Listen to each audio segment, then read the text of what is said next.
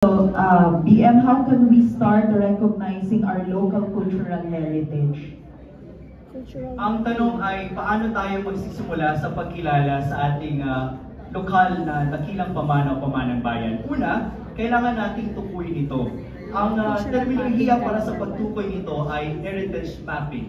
Ibig sabihin ay gumagawa tayo ng inventaryo ng iba't ibang mga properties ng cultural heritage ng dakilang pamana sa iba't ibang barangay ng ating bayan.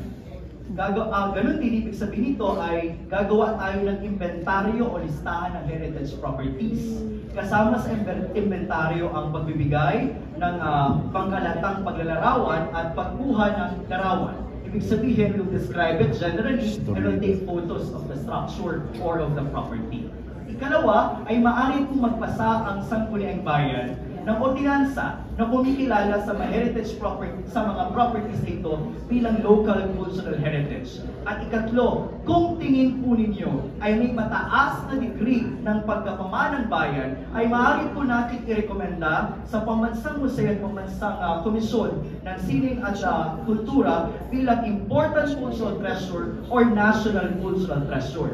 Magkaiba ang Important Cultural Treasure at National Cultural Treasure. Magkaiba sa degree ng pagkasining o pagiging makasaysayan o pagiging antas ng integridad o yung katapatan nito sa original na anyo. Kapag sinabi po natin National Cultural Treasure, ibig sabihin mahalaga talaga ito sa bilang pambansang yamang pangkalinangan. Lesser degree ang Important Cultural Treasure. Ito po yung, okay lang po bang tumayon dahil maliit ako, ay baka hindi ako makita mo sa dulo. Okay. Ang madalas, kapag ang isang struktura ay may adrasyon ng pagbabago, ang nominasyon ay Important Cultural Property. Pero, kung ang struktura ay may mataas na katapatan sa original nitong anyo, ang nominasyon ay National Cultural Treasure. Halimbawa, ang aming retablo, ito po ay 90% original. Maliban lamang sa isang santo, San Pablo na ninakaw ng dekada 70. Pero maliban sa imahe ng San Pablo, ang buong retablo ay original. Kaya naman ang aming nominasyon ay National Cultural Treasure. Ngayon kung ako ay nasa Sangguniang Palalawigan ng Cavite, meron po akong isang ginagawang proyekto. And I'm very amazed on this cultural heritage property. Ang tawag dito ay Presa de Bancud Dam. Ito ay isang dam na ginawa noong panahon ng Kastila upang magbigay ng tubig sa isang asyenda na ang tawag ay Hacienda de San Francisco Malabon na ngayon ay lungsod ng General Trias. But my friends, it is not an ordinary dam. It is an extraordinary dam. It is an irrigation complex consisting of 2 dams, an underground tunnel with length of 5 kilometers and 3 aqueducts. Alam po ninyo, nung makita ko ito, hindi po ito alam ng mga skolar, hindi ito alam ng mga government official, hindi ito nakikita sa aklat. Kaya nung ako'y pumunta sa ilog, tinignan ko yung aquedukto, talaga po ako'y napamangha. At alam ko, naramdaman ko noon na muli magkakaroon ng Cavite ng isang panibagong National Cultural Treasure. Next question po. Kailangan, meron po bang question from the audience? Councilor Dennis Uy. Hello po, sir. Good morning. Magandang umaga po. You're truly a man for others. Ang tanong ko lang po is, kasi meron po kasing mga cultural heritage sites na in private hands. Minsan masalimuot yung mga titulo nito kasi dahil it has been passed from generation to generation. And gusto ko lang humingi ng guidance kung paano natin ma-protect yun being a private property. Kasi hindi naman pwedeng i-seize ng gobyerno yan. May rights din yung mga may-ari ng lupa niya kung gusto na ibenta, i-demolish or whatever.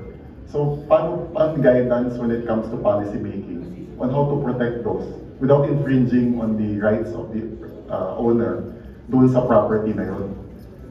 So, may ask for guidance kung anong pwedeng gawin. Kasi hindi man natin pwedeng pondohan dahil private property yun.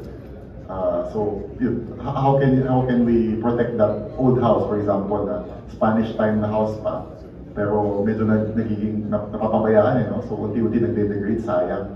So, hindi naman namin alam kung anong gagawin namin in order to restore it. No? So, how can you guide us, BM Aidan? Okay. Ang tanong ay, anong ating pwedeng gawin sa mga heritage structure na pag-aari ng mga pribado? Okay, sasagutin ko po ito hindi bilang isang abogado sapagkat ako hindi abogado, kundi bilang isang antropologo at local government official. Una, kailangan nating tukuyin kung ito ba talaga ay heritage. Ang definition po na heritage ay hindi lamang dahil ito isang matandang struktura. It is collectively shared by the people. There's shared ownership. Ito ay dakilang pamana, hindi lamang ng isang pamilya. Ito ay dakilang pamana ng isang sambayanan. Ito po yung binabanggit ko sa inyo kanina na kinilabutan ako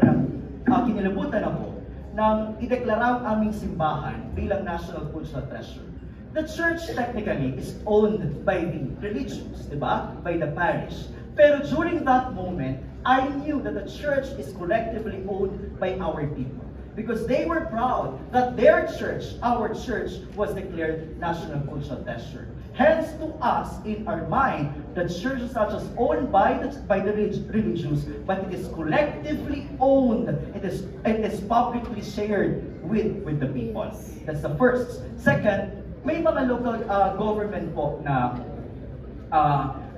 gumagawa ng inisyatiba para matulungan yung mga private owners ng struktura na tingin natin ay heritage properties. Halimbawa, alam ko po, nakalimutan ko na kung ano ba, hindi ko alam kung Taal o Vigan, ay nagbibigay po sila ng tax incentive sa mga bahay na heritage para matulungan yung mga owners ng heritage houses na mapanatili. At ikatlo, katulad po ng nabanggit ko po sa inyo, kailangan po nating ideklara, kapag na-ideklara po ng national government na important cultural treasure o na-deklara bilang national cultural treasure, ay maaari na po nating pondohan. Tama po yung sinasabi niyo po, the government cannot fund for religious or private purposes. That is a private structure, hence hindi agad mapupondohan. Pero, when that is declared by the state as important cultural treasure or national cultural treasure, pwede na po nating pondo ito for renovation or rehabilitation. Katulad po na nabanggit ko sa inyo kanina, ang aming simbahan ay popondohan ng aming provincial government since it was declared a national cultural treasure. It was declared a national cultural treasure. Kaapat, kung hindi man po estado ang magdedeklara nito, ay po pwede po magdeklara ang inyong lokal na pamahalaan na ito po ay important cultural property ng inyong pong bayan o lungsod. Salamat po. Sir, next question po. Kailangan pa ba ng cultural mapping para maging legal basis sa ordinansa namin? Ay, opo, definitely. Ang legal basis po ng inyong ordinansa ay ang inyong cultural mapping o cultural inventory. Ito po ang magsasabi, itong dokumento na magsasabi na itong property nito ay isang cultural heritage. At banggitin ko lang po sa inyo, ang heritage po ay hindi lamang yung nakikita natin o nahahawakan. Hindi lang ito yung, may dalawang uri na heritage, tangible at intangible heritage. Ang tangible heritage yung ating nakikita, ating nahahawakan, katulad ng lumang bahay, lumang simbahan, lumang akvedukto, at lumang irigasyon.